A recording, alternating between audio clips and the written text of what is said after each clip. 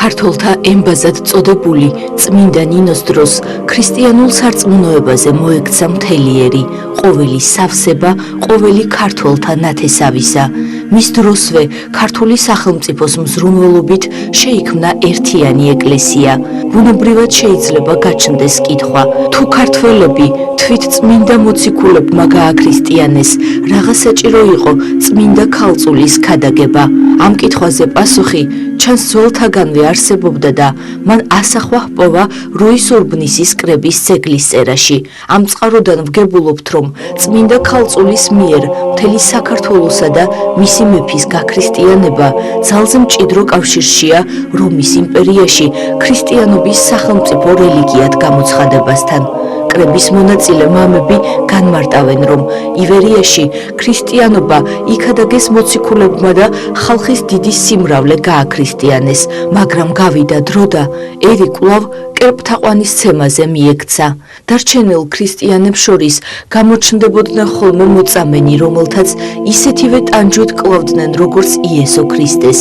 მას შემდეგ, რაც რომის იმპერატორი კონსტანტინე გახდა მეფეთა შორის პირველი ქრისტიანი მქადაგებელი, ჩვენს მოგვხედა ღმერთმა და გამოაგზავნა ტყვე ქალი ნინო. ეფრემ მცირე იგივეს ამბობს, რომ არა მარტო საქართველოში, არამედ თვით რომის იმპერიაშიც მოციქულთა ქადაგების შემდგომ კვლავ კერპთაყვანის მცემლობა აღორძინებულა, მაგრამ ეს სულაც არ ნიშნავს იმას, რომ იქ ქრისტიანული თემები და საეპისკოპოსოები არ არსებობდა. ოფიციალურ სარწმუნოებად აღიარებამდე რომის იმპერიაში უკვე დიდი მნიშვნელობა ენიჭებოდა ქრისტიანობას. ჯერ კიდევ მესამე საუკუნეში ქრისტიანობის აღიარების შესახებ განკარგულება გასცა გალიენმა, რომელსაც ნახევარი საუკუნით დაასწრო ქართველთა მეფე რევ მართალმა, რომელმაც ქრისტეს სახარებაზე დაფუძნებული რეფორმა განახორციელა თავის ქვეყანაში. ჩვილი ბავშვების შეწირვა აკრძალა. მას სმენოდა სახარება და ამიტომაც იყო მოწყალე და ნუგეშინის მცემელი ჭირვეულთა, ესე იგი ქრისტეს მცნებებს აღასრულებდა.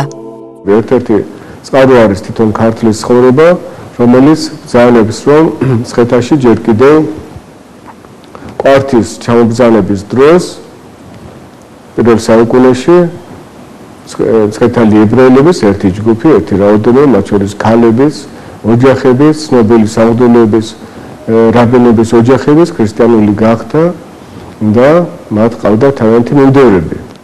და მართლაც შემდგომ მოხდა არქეოლოგიურად შესწავლა სვეტიცხოვლის მცხეთისა და აღმოჩნდა პირველი მეორე საუკუნეების და ასევე მესამე საუკუნის ქრისტიანული სამარხები, როგორც სვეტიცხოვლის ეზოში, ასევე სამთავროს სამაროვალზე. და ქრისტიანული სამარხები აღმოჩნდა არა მარტო მცხეთაში, ამ სხვადასხვა ადგილას, არამედ აღმოჩნდა ასევე ქართლში, ურბნისთან ახლოს ნასტაკესის ველზე თვითონ ეკლესიაც კი აღმოჩნდა, წმინდა ნინოს დროინდელი ეკლესია.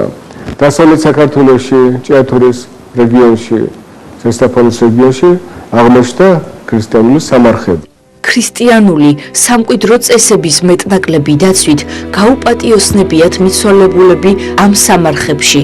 ცხადია, რომ მოციქულთა საქართველოში ქადაგებას უკვალოდ არ ჩაუვლია. თავისი შედეგი გამოუღია და ქვეყანაში ქრისტიანული თემები შექმნილა. ქრისტიანებს, რომლებიც მეორე-მესამე საუკუნეებში ცხოვრობდნენ, ესაჭიროებოდათ სამღვდელოება, საეკლესიო საიდუმლოებათა შესრულება, რაც სასულიერო პირთა გარეშე წარმოუდგენელია. სვეტიცხოვლის, სამთავროსა და სხვა სამაროვნებში დაკრძალულ მიცვალებულთა შორის ბავშვებიც არიან.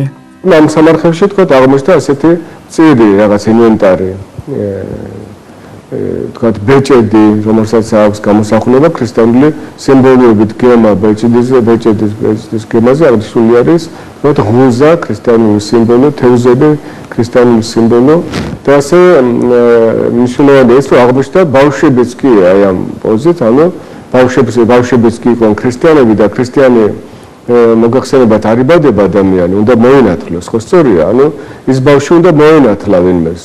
და თუ ვინმე იყო ვინც ნათლავდა, ეს ნიშნავს საღვთო არსებობდა. ანუ თუ ხალხის რაღაც ჯგუფი იყო ქრისტიანი, მათ ყავდა თავისი სამღვდელოება, ეს უკვე ნიშნავს, რომ არის ქრისტიანული ეკლესია, უკვე ორგანიზაცია არის, ქრისტიანული ორგანიზაცია არსებობდა ჩვენში. საინტერესოა, როგორი პრინციპით იყო მოწყობილი ეს ეკლესია.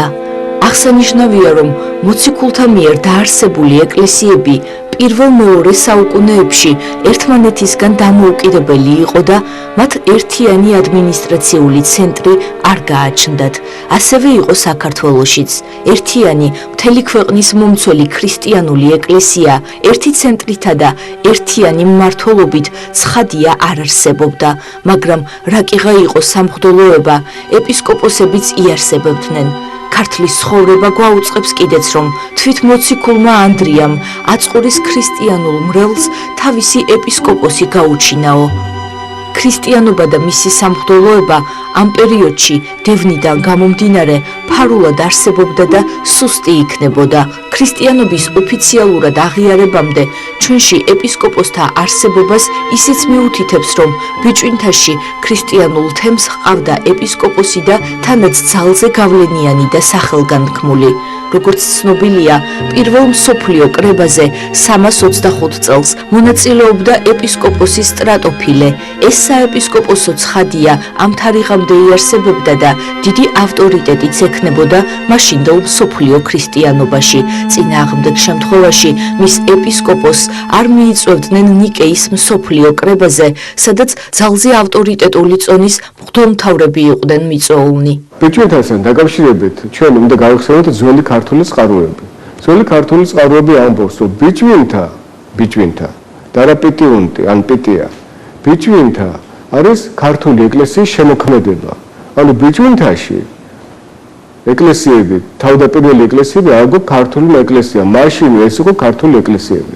მაგრამ სხვა არის პიტიუნტი ყოფილი ის ქართულ რეგიონში, სხვა ადგილას, სამხრეთ-დასავლეთ საქართველოში, ისტორიულ საქართველოში. ეს არის ათინა ხოფას რეგიონში, სადაც ახლა ხოფა პაზარი არის, ეს ქართველები და დღესაც კი ქართველებითა ლაზებითა დასახლებული. ეს იყო ის რეგიონი, ერქვა მას ბოლო კლარჯეთისა ზღვისპირის წყაროებში.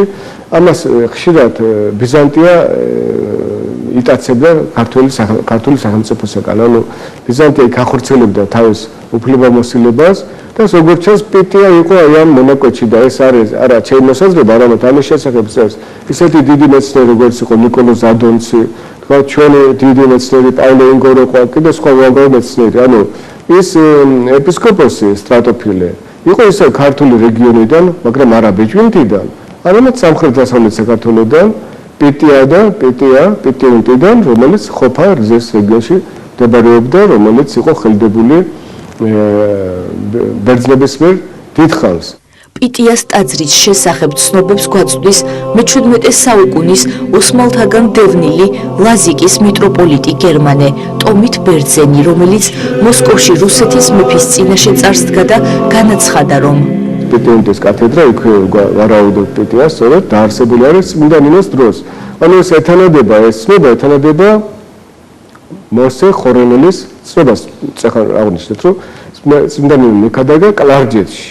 ანუ კლარჯეთი, ბოლო კლარჯეთისა ზღვისპირი არის, კლარჯეთი მთიანი რეგიონია, იქვე ბოლო კლარჯეთის ზღვისპირი ის არის, აი ათინა რეზეს რეგიონი. ანუ სწორედ აქ უკადაგნია მე-5 საუკუნის ავტორი წერს წმინდა ნინოს და მე-16 საუკუნის იერარქია ამბობს, რომ აქ დაარსა წმინდა ნინომ საეპისკოპოსო კათედრა. აი აქ ამ კათედრიდან იყოფა, როგორც ჩანს, იყო სტრატოფილე. ჩვენ ზუსტი მდებარეობა რა თქმა უნდა არ ვიცით, არის სხვა მოსაზრებაც, რომელიც ამბობს, რომ ეს იყო ბიჭვინთაში, მაგრამ ბოლო დროინდელი გამოკვლევები აჩვენებს, არა მარტო ბოლო დროინდელი, არამედ ადონცის, ეს იყო მე-19 საუკუნე, მე-20 საუკუნეში, ადონცი ძალიან ცნობილი მეცნიერი, მე-20 საუკუნეში ლაიფციგის უნივერსიტეტის პროფესორი იყო, წერს, რომ აი აქ იყო, ესე იგი, პიტიუნტი, სამხრეთ დასავლეთ საქართველოში.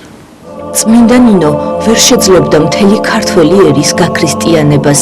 საქართველოში წმინდა მოციქულებს ხალხი შემზადებული რომ არ ჰყოლოდა ქრისტიანობის საჯარო აღიარებისთვის. ამ თვალსაზრისმა ასახვა ჰპოვა წმინდა ნინოს ცხოვრებაში, სადაც უფალი უცხადებს ქალწულს, რომ საქართველოში სამკალფრია დარს, ხოლო მუშაკი მცირე, რაც ასე განიმარტება ჩვენში მოციქულთა მიერ დათესილი სახარების ვარცვალს საუკუნეთა მანძილზე ხალხი შეუმზადებია საერთო სახალხო მონათვლისათვის.